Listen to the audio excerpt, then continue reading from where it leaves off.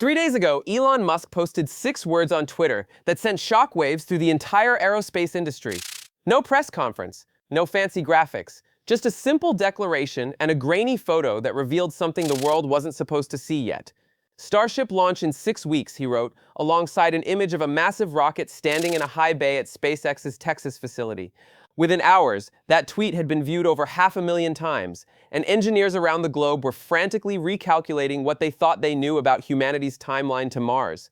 This isn't just another Starship test flight. This is the debut of version 3, a beast so fundamentally different from its predecessors that it might as well be an entirely new spacecraft.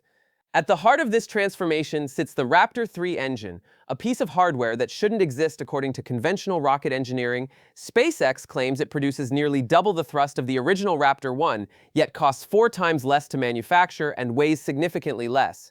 Think about that ratio for a moment. More power, less money, lighter weight. It's like claiming you've built a car engine that's twice as powerful as a Ferrari's but runs on half the fuel and costs what you'd pay for a lawnmower.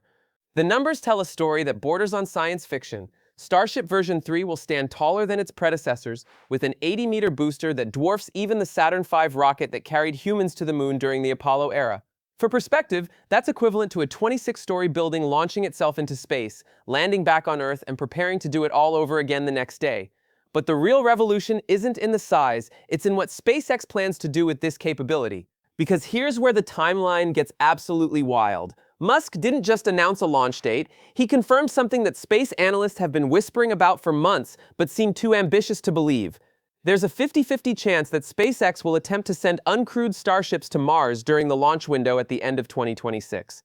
That's not a typo. Not 2030, not 2035, this year, the same year you're watching this video. Mars and Earth align for efficient interplanetary travel only once every 26 months, and the next window opens in late 2026.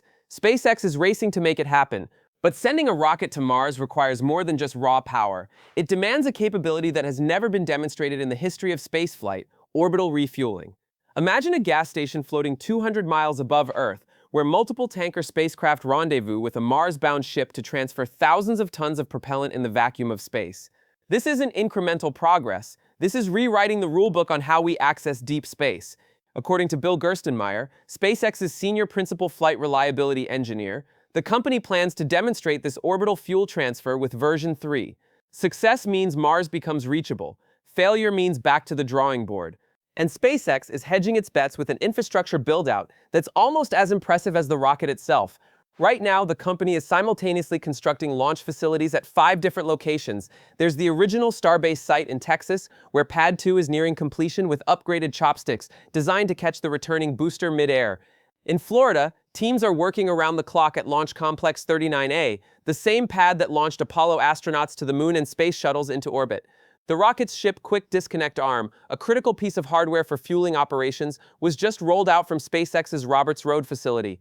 But that's not all. The company recently received environmental approval to build 2 additional launch towers at Space Launch Complex 37 at Cape Canaveral.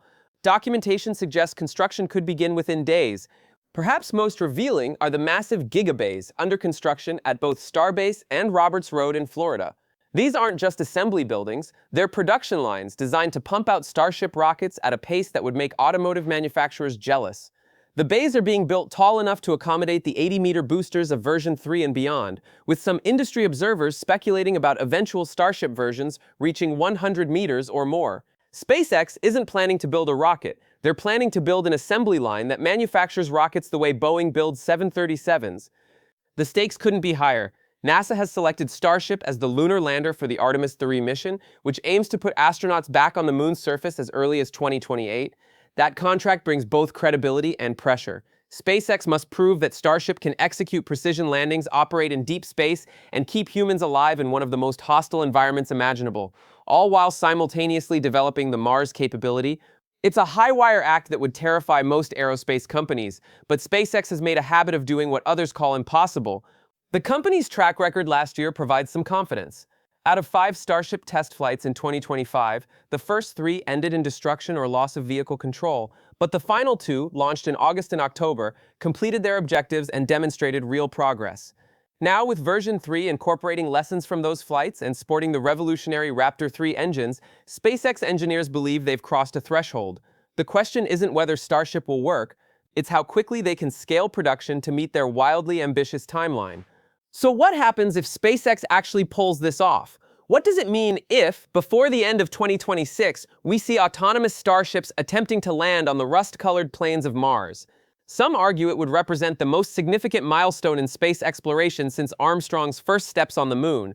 Others worry about the breakneck pace, the risks of moving too fast, the environmental concerns of hundreds of annual launches. Both perspectives deserve consideration, because this isn't just about one company or one rocket. This is about whether humanity takes its first real steps toward becoming a multiplanetary species, or whether Mars remains a distant dream for another generation. The clock is ticking, 6 weeks until launch. What do you think? Is SpaceX moving at exactly the right speed, or are they pushing too hard too fast? And more importantly, do you believe they'll actually attempt Mars this year?